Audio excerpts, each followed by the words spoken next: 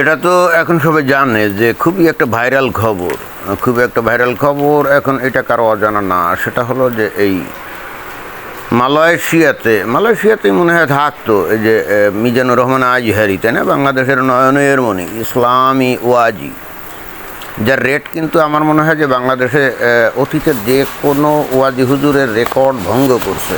এক একটা ওয়াজ মাহফিলে সম্ভবত সর্বশেষ 10 লক্ষ টাকার নিচে এই মিজানুর রহমান আজহারি যেত না, এবং তা আবার গাড়িতে করে নিয়ে গেলে হবে না, তাকে আবার নিয়ে যেতে হতো হেলিকপ্টারে করে। তো এমন একটা উচ্চমার্গীয় অবস্থানে চলে গেছে এই মিজানুর রহমান আজহারি।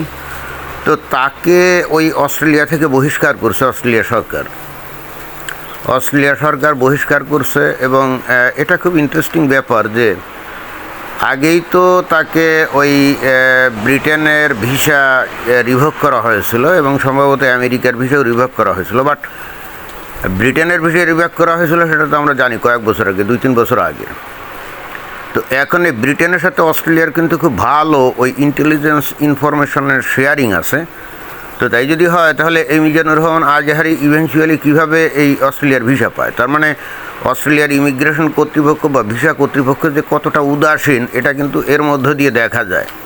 ব্রিটেন যাকে পার্সোনা নন গ্রাটা অর্থাৎ অনাকাঙ্ক্ষিত ব্যক্তি হিসাবে উল্লেখ করে যার ভিসা রিভোক করছিল, তো সেই ব্যক্তিকে কোনো খোঁজখবর না নিয়ে অস্ট্রেলিয়া ভিসা দিয়ে দিল।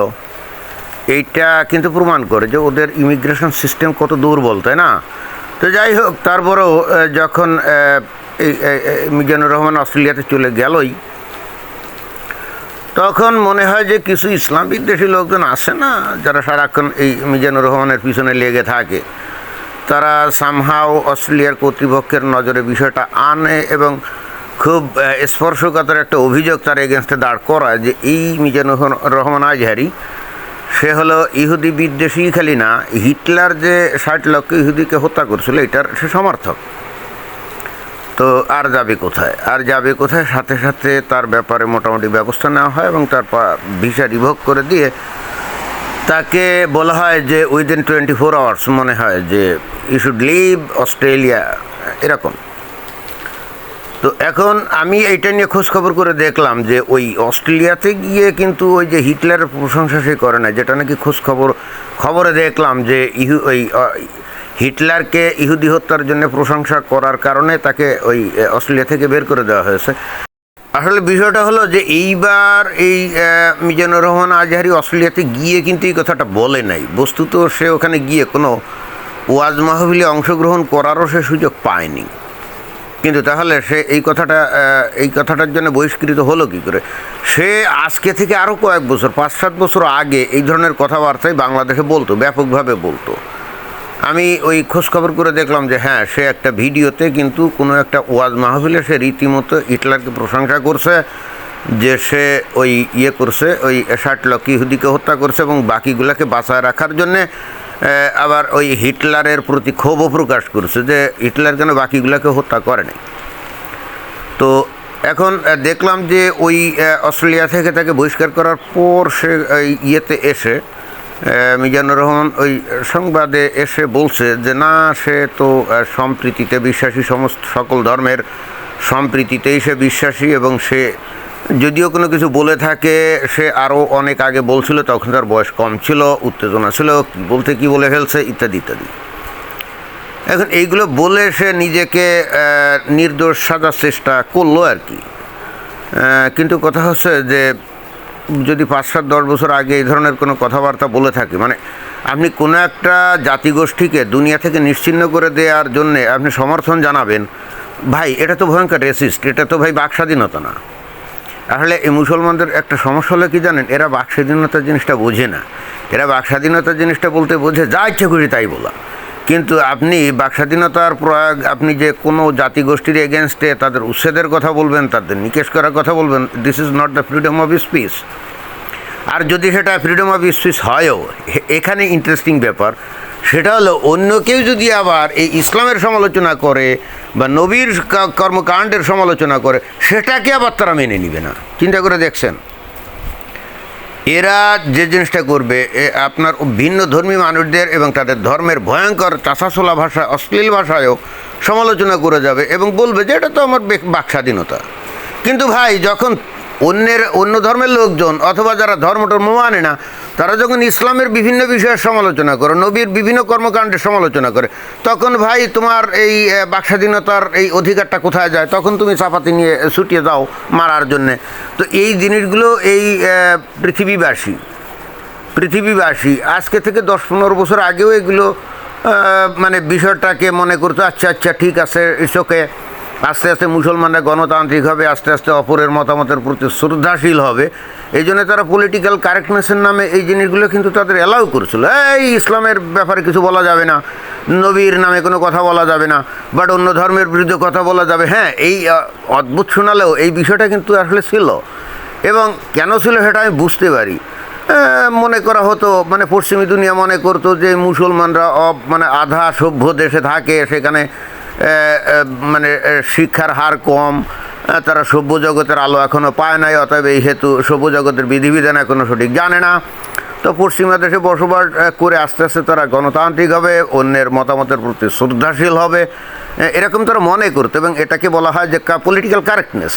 কিন্তু দেখা গেল যে এই পলিটিক্যাল কারেক্টনেসের সুযোগ নিয়ে এমনকি কথিত শিক্ষিত মুসলমানরাও এটা সুযোগ নিয়ে আরও বেশি করে মানে অমুসলিমদের ধর্ম এবং অমুসলিমদের নিয়ে বিষোদ্গার করে।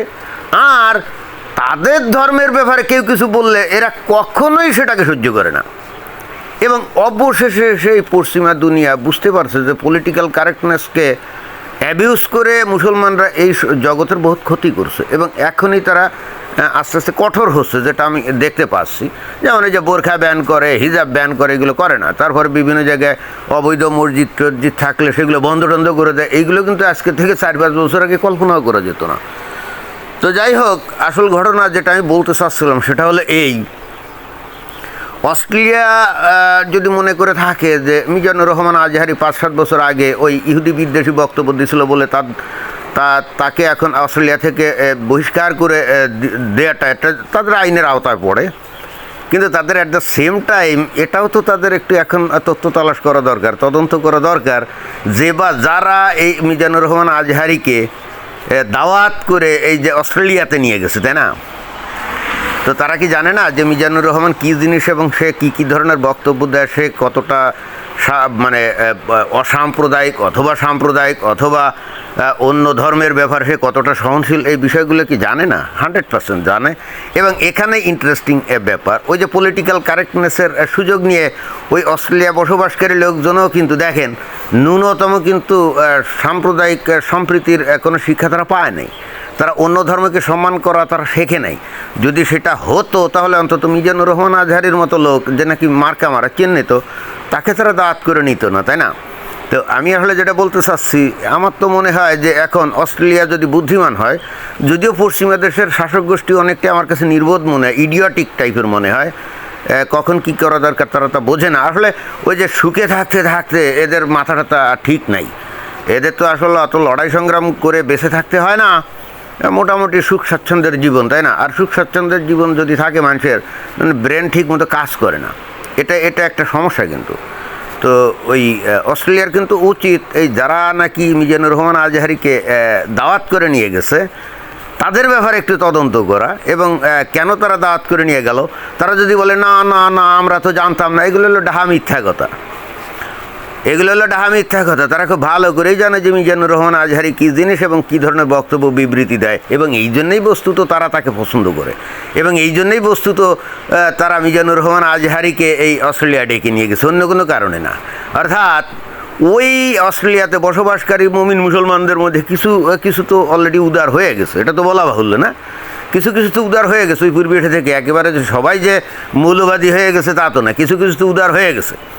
তো যে কিছু উদার হয়ে গেছে ওখানের মৌলবাদী মুসলমানরা তাতেই কিন্তু প্রমাদ গুনছে, হায় হায় আমাদের কি হলো। এবং এই জন্যে যারা নাকি উদার হয়ে গেছে তাদের আবার হেদায়েত করার জন্যে, লাইনে আনার জন্যে, আবার ইহুদি বিদ্বেষী করার জন্যে বা অমুসলিম বিদ্বেষী করার জন্যে এই মিজানুর রহমান আজহারির মতো লোককে তারা ডেকে নিয়ে বস্তুত তাদের হেদায়েত করার চেষ্টাই করছিল। এটাই কিন্তু তাদের মূল লক্ষ্য ছিল। এদেরকে যদি এখন পুলিশ ধরে বলে যে এই মিজানুর রহমান আজহারিকে তো তোমরা চিনতে, সে কী ধরনের বক্তব্য দেয়, তো সব জেনে শুনে কেন আনলে? না না না, আমরা তো জানতাম না, আমরা অস্ট্রেলিয়াতে বাস করি, আমরা কি বাংলাদেশে কি বক্তব্য দিয়েছিল এটা কি আমরা শুনছি নাকি? এগুলো হলো কমপ্লিটলি ফালতু কথা হবে। কারণ অনলাইনের যুগে, ফেসবুক ইউটিউবের যুগে সারা দুনিয়া তো বটেই, মঙ্গল গ্রহে বসে কেউ যদি ওয়াচ করে তাও তো এখন সারা দুনিয়ার মানুষ শোনে, তাই না? তো এখন আমাদেরকে দেখতে হবে যে আসলে এই অস্ট্রেলিয়া সরকার কী করে। দেখলাম যে একজন মন্ত্রী নাকি এমপি, একজন মহিলা, সে খুবই খেপছে এবং অস্ট্রেলিয়া সরকারের কাছে প্রশ্ন করছে, স্বরাষ্ট্রমন্ত্রী এবং প্রধানমন্ত্রীর কাছে, যে এটা কিভাবে সম্ভব যে লোকটা অলরেডি ব্রিটেনের নিষিদ্ধ ঘোষিত, সেই লোককে আমাদের ইমিগ্রেশন ভিসা দেয় কেমন? মানে at the first place how did she get visa from our embassy? মানে এটা আসা তো অনেক দূরের ব্যাপার, সে ভিসা পাইল কেমনি? এবং দেখা যাক কী হয়, আমরা ওয়েট করি, আমাদের তো ওয়েট করা ছাড়া কোনো গতি নেই। তবে এই পশ্চিমা দেশের আইনের প্রয়োগ এবং মানে ব্যবহার খুবই ধীর, মানে খুবই ধীর।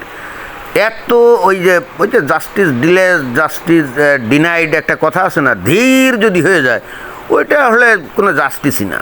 তো দেখা যাক কী করে অস্ট্রেলিয়া, আমরা অপেক্ষাতে থাকলাম। ধন্যবাদ।